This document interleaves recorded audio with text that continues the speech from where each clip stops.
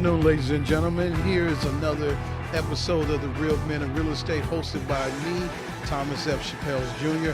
I thank you for coming, tuning in and listening. So let's buckle up our seats and just relax and just take care of this last hour and just talk real estate. We're gonna be talking everything real estate, and I am going to be my special guest. I'm gonna talk about things all real estate and basically the things that I did to get into real estate for a lot of folks out there that might be in the listening world that's been sitting on their couch watching a lot of the HGTV programs and saying, "Hey, I can do that," but then come back and realize, well, maybe I cannot do that. But anything is possible, and so we just gonna get right into it. So basically, my name is Thomas F. Chappell Jr. I am the host of the Real Men of Real Estate that's on KCA radio here in the Inland Empire, which is they call the IE, which is 50 miles outside of or 60 miles outside of Los Angeles. You can catch me every last Sunday of the month. We kind of bumped it up this month because of the holidays, so therefore we're getting a special guest, special time to do the show. Today. I am also the host of the Black Inland Empire Real Estate Investment Club, or you can call it BIE. REIC. Now we meet every third Wednesday of the month, and we just did our last meeting this past Wednesday for the remainder of the year. I'm not going to have a December meeting. I'll start off fresh in January, and then also I will be going back to live events. I'm not sure exactly when, but I will still do virtual as well as live because I do have some folks from the East Coast that does come and support. So just stay tuned for more announcements on that. I'm going to dive in and talk about how I got started in this industry and how far I am in this industry. The one thing I want to let people know is that these real estate investment clubs are the highlight of you getting into real estate. That's what happened with me. Without me getting into knowing who these clubs are or finding out about these clubs, I probably would have took my time and gave up because I didn't have the nurture. With going to these real estate clubs, you end up finding what you would consider a mentor.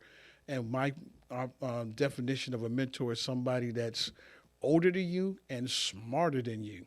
You know, because they've been there, they've done that, they wore their T-shirt, and they can help you not to make the same, go down the same hoops and hurdles that they had to go across in this arena. So, a lot of us come into here and say, "Oh, well, I want to know how to wholesale." Okay, not understanding what wholesaling is. Well, basically, a lot of people say they want to wholesale because they don't have any skin in the game, they don't have any funds, they don't have any acknowledgement, they don't know anything about structuring a deal or how to assess a deal or anything about having contractors and things like that. But a lot of times when people get into this industry and talking about wholesaling, they got to understand the dynamics of wholesaling, which means is that you need to find an investor that what they like buying. You know what I'm saying? And a lot of people have their different criteria of how they buy and what they buy. So you have to meet a lot of different types of investors to be able to find the right deal for them that you can wholesale to where you can make your money after the property closes escrow on the buy side. Also, a lot of people talk about, okay, I want to fix and flip. Well, not understanding what it takes to understand how to fix and flip. It's not as easy as what you see on TV. You know, there's a lot of work that goes into it. And everybody say, okay, I want to quit my job. Okay. But understanding when you start your own business, it is your job. It is a job. But it's more of a hustle job because you're not guaranteeing a paycheck every week or every 2 weeks. So you have to get out there and hustle to be able to maintain your lifestyle. So that's why we tell you, if you're going to do it and you don't know what you're doing, don't quit your day job. You know what I'm saying? If you got a 9 to 5, 8 to 5, or whatever you want to call it, keep that and do this conjunction too, because you can take care of your monetary needs as while you learning how to do this business, and just keep at it. Now, my definition that I use as far as an investor is someone that takes a sum of money and invests it into a business or an individual, versus buying real estate. Now, what real estate does is that you can make a sum of money in a short period of time versus your 8 to 5, and you can take that and invest it versus putting it into a financial institution. So that's one of the biggest things that people don't understand when it comes to investing. What is investing? Investing is you're taking your money and you investing it and getting a bigger return versus you going through a financial institution and getting a small return. So that's one of the major things. So real estate gives you that leverage to do that. So understanding what fixing and flipping is, it is an actual temporary thing that you end up doing to get to a certain goal that you want to reach.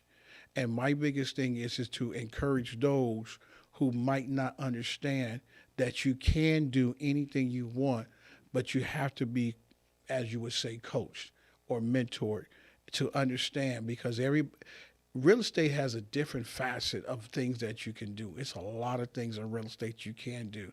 And it's so overwhelming sometimes that you have to get with somebody to help you find your niche. See, it might not just be wholesaling. It might not be fixing and flipping. It might be buying and holding where you got rental income coming in, or you can do notes. And we'll talk about all these different things as time go on. But you want to be able to make sure that you have a clear mind in what you're doing and that you're really, truly paying attention. I know when I first got into it, my investor, my mentor, challenged me, gave me a bunch of homework.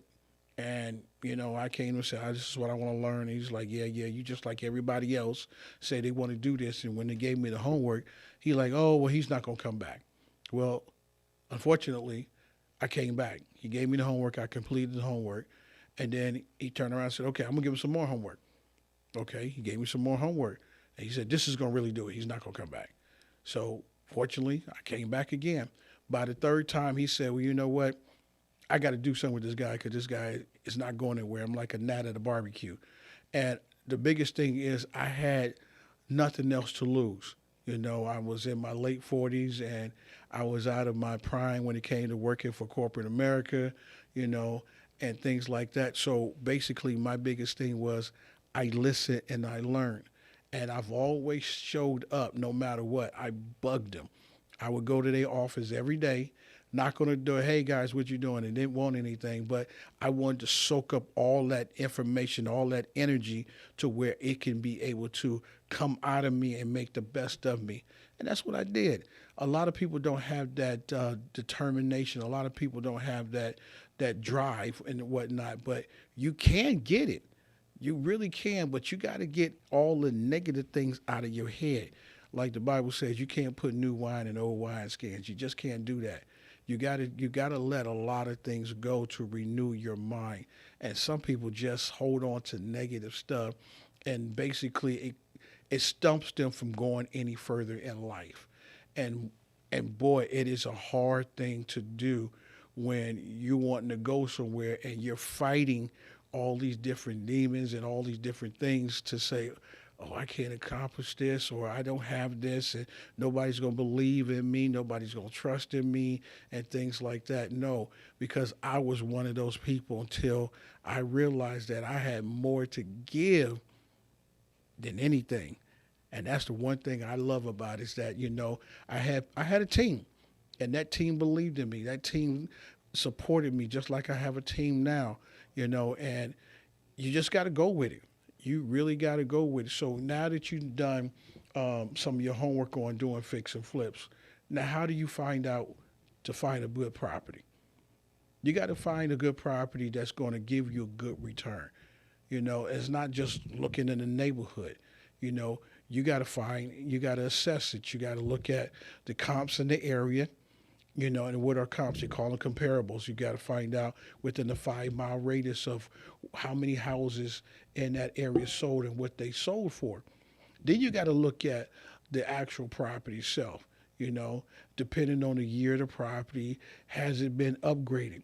When you know that upgrading is that, excuse me, you got to upgrade the plumbing, upgrade the electrical, Depending on the roof, it could be intact or it might be to be replaced fully or just certain patches.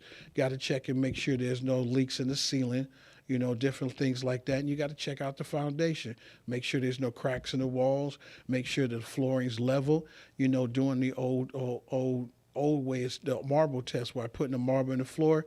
If it stay in the middle of the floor, if it stays there, then the foundation's fine. But if it rolls front, back, side to side, then that means that the foundation's not level. You need to do that. Now, how do you learn about all these things? Well, thing you have to do is piggyback off of a contractor.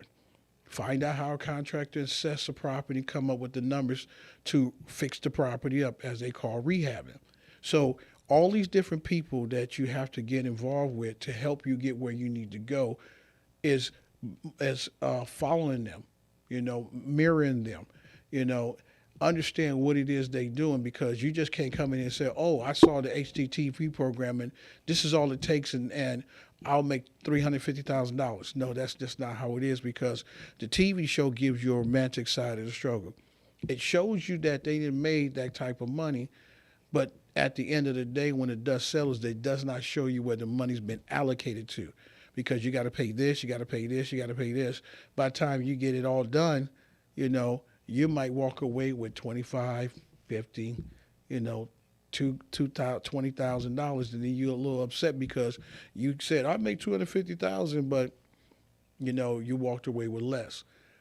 And that's what you got to understand. It's just not like what you see on TV. So the one thing you got to do is, like I said, you have to turn around and you have to mirror these people. You get with your mentor. See how your mentor, what he did when he got in the game. Soak up all that energy. Then you got to get your contractors. Soak up all that energy. Then you got to find people to help you find properties. The best way you can do that is take your family and members and friends, for instance. Now, some of them will be willing to help you out. Some of them be like, what am I going to get? I'm burning my gas and all this other stuff. But the whole point of it is that that's your team. Not only do you have your family members and friends, you go out and you do your own. You go out to these clubs and you find wholesalers.